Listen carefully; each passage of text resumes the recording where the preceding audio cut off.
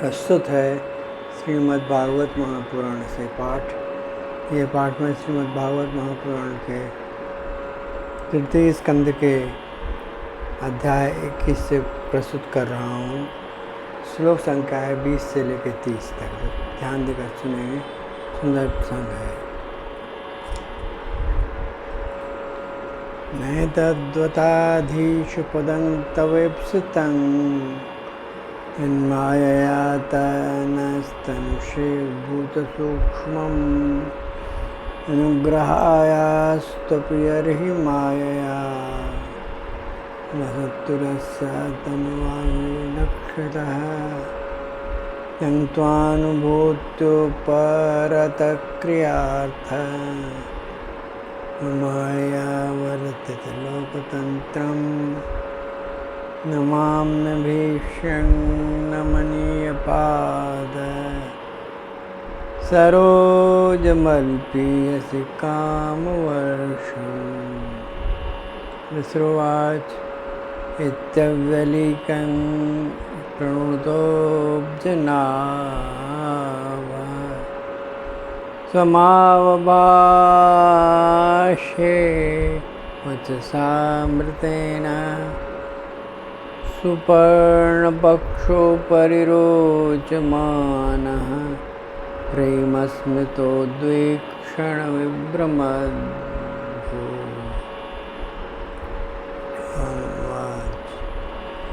यत्त्वा तव चैत्यं मे पुरैव समयोजितत् यदार्थमात्मन्यमस्त्वैवाहं समर्चितः न वै जातु मुषैव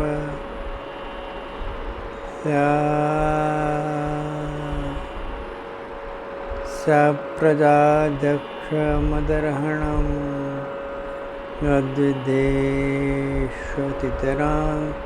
मयि संविभितात्मना। प्रजापतिसुतः सम्राण्य मनुर्विख्यातमङ्गलः ब्रह्मावर्तयो विधिवसनशास्ति सप्तार्णवाङ्महीं अचेह विप्रराजर्षिर्महिष्याशदरूपया आयासदिदृक्षुस्त्वां परस्नो धर्मकोविदः आत्मजामासितापाङ्गी वयशीलगुणान्विताम् मृयन्तीं पतिं दास्य तनुरूपाय ते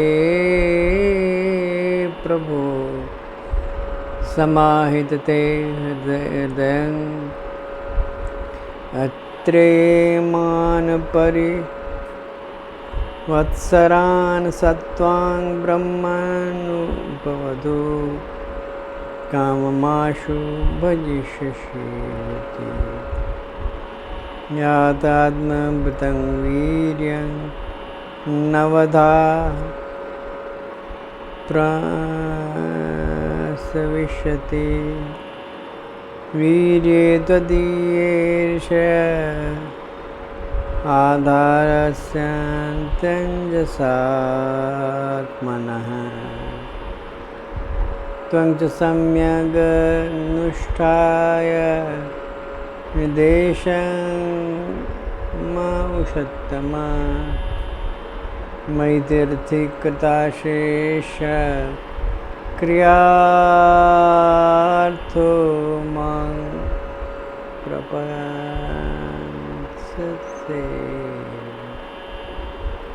अभी आप श्रीमद् भागवत महापुराण के तृतीय स्कंद के अध्याय 21 से पाठ सुन रहे थे मेरे द्वारा। श्लोक की संख्या की स्थिति 20 से लेके 30 तक। अब अभी संस्कृत में आपने उसका पाठ सुना, आप सुनिए। हिंदी में उसका भावार्थ और अर्थ सरल हिंदी में प्रस्तुत कर रहा हूँ, ध्यान से सुनिएगा। प्रभु, इस समय आपने हमें अपनी तुलसी माला मंडित माया से परिच्छिन्न सी दिखाई देने वाली सगुण मूर्ति से दर्शन दिया है। आप हम भक्तों को जो शब्द आदि विषय शुभ प्रदान करते हैं वे माइक होने के कारण यदि आपको पसंद नहीं है, तथापि परिणाम में हमारा शुभ करने के लिए वे हमें प्राप्त हों। नाथ, आप स्वरूप से निष्क्रिय होने पर भी माया के द्वारा सारे संसार का व्यवहार चलाने वाले हैं, तथा थोड़ी सी उपासना करने वाले पर भी समस्त अभिलषित वस्तुओं की वर्षा कर देते हैं। आपके चरण कमल वंदनीय हैं प्रभु, मैं आपको बार बार प्रणाम करता हूँ। मित्र जी कहते हैं, भगवान की भौहें प्रणय मुस्कानमयी चितवन से चंचल हो रही थी। वे गरुड़ जी के कंधे पर विराजमान थे। कर्दम जी ने इस प्रकार निष्कपट भाषा भाव से उनकी स्तुति की, तब वे उनसे अमृतमयी वाणी में कहने लगे। भगवान ने कहा, जिसके लिए तुमने आत्म संयम आदि के द्वारा मेरी आराधना की है, तुम्हारे हृदय के उस भाव को जानकर मैंने पहले से उसकी व्यवस्था कर दी है। प्रजापते, मेरी आराधना तो कभी भी निष्फल नहीं होती, फिर जिसका चित्त निरंतर एकांत रूप से मुझ में ही लगा रहता है, उस तुम जैसे महात्माओं के द्वारा की हुई उपासना का तो और भी अधिक फल मैं देता हूँ। प्रसिद्ध यशस्वी सम्राट स्वयंभू मनु ब्रह्मावर्त में रहकर 7 समुद्र वाली सारी पृथ्वी का शासन करते हैं। वे परम धर्मज्ञ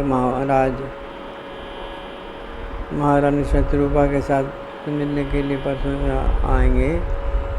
उनकी एक रूप, यौवन, शील और गुणों से संपन्न श्यामलोचना कन्या इस समय विवाह के योग्य है।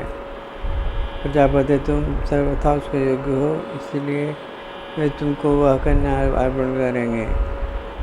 ब्रह्मण गत अनेकों वर्षों से तुम्हारा चित्त जैसी भार्या के लिए समाहित हो रहा है, अब शीघ्र ही वह राजकन्या तुम्हारी वैसे ही पत्नी होकर यथेष्ट सेवा करेगी। यह तुम्हारा वीर अपने गर्भ में धारण करके 9 कन्याएं उत्पन्न करेगा। फिर तुम्हारा उन कन्याओं के प्रवृत्ति के अनुसार मरीचि आदि ऋषिगण पुत्र उत्पन्न करेंगे। तुम भी मेरी आज्ञा का अच्छी तरह से पालन करने से शुद्ध चित्त हो, फिर अपने सब कर्मों का फल मुझे अर्पित कर मुझको ही प्राप्त हो जाओगे। जीवों पर दया करते हुए आत्मज्ञान प्राप्त करने के लिए और फिर सबको अभयदान दे अपने सहित संपूर्ण जगत को मुझ में और मुझको अपने में स्थित देखोगे। महामुने,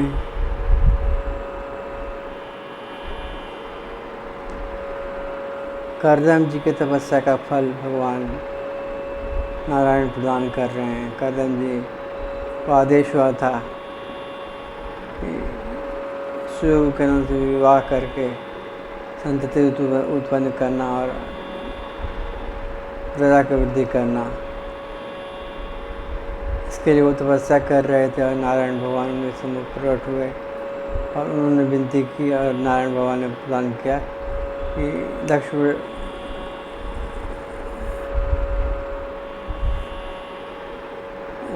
राजा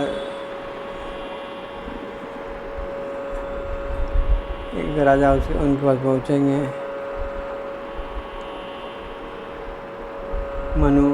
स्वयंभू मनु वो अपनी बेटी से उनका विवाह करेंगे, राजकुमारी से, और दोनों एक दूसरे के योग्य हैं, इसलिए इस विवाह को स्वीकार करो और प्रजा का वर्धन करो।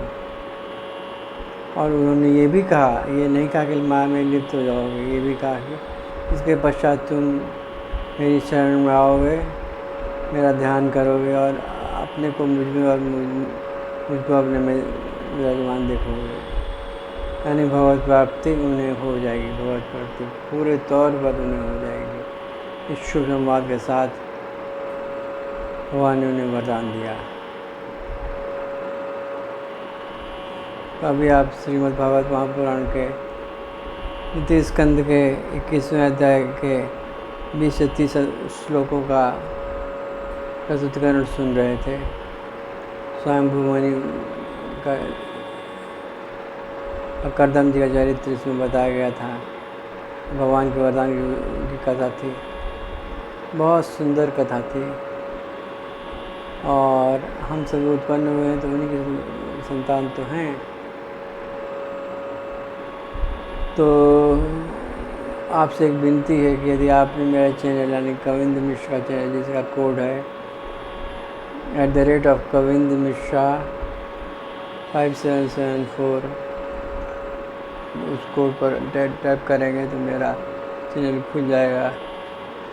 मेरे चैनल को सुन के, मेरे चैनल को खोल के आप जो श्रवण करेंगे, जो देखेंगे वो रहेगा प्रस्तुतिकरण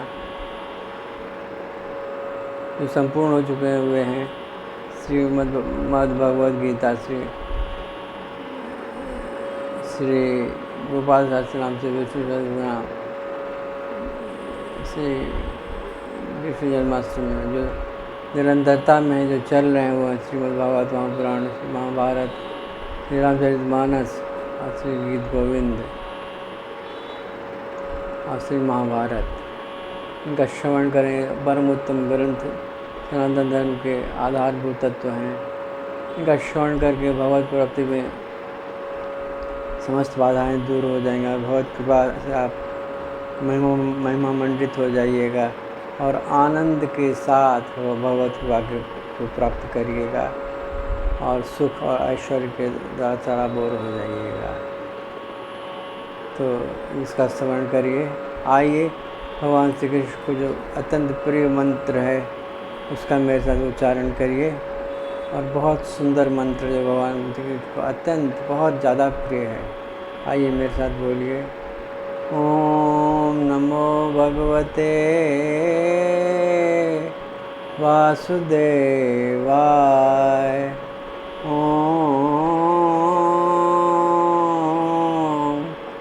नमो भगवते वासुदेवाय। ओम नमो भगवते वासुदेवाय। वासुदेवाय वासुदेवाय। भगवान श्री कृष्ण आपके हृदय आकाश में विराजमान रहें। भगवान श्री कृष्ण की कृपा से आप ब्रह्मांडित होते रहिए। श्री कृष्ण की कृपा से आप भौतिक और आध्यात्मिक दोनों प्रकार के ऐश्वर्य से सिंचित होते रहिए। भगवान की कृपा पर सदैव बरसती रहे इस मंगल कामना के साथ। आइए भगवान की जय जयकार करिए। उनकी जय जयकार में ही सृष्टि के समस्त सद्गुणों की जय जयकार है। सब सत तत्वों की जय जयकार, उनकी जय जयकार करिए मेरे साथ जुटकर।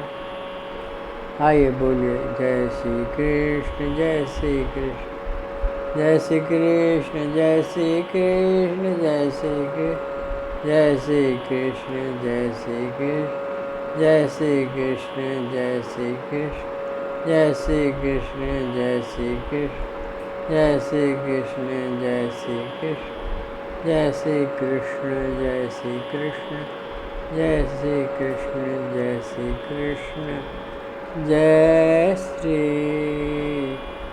कृष्ण।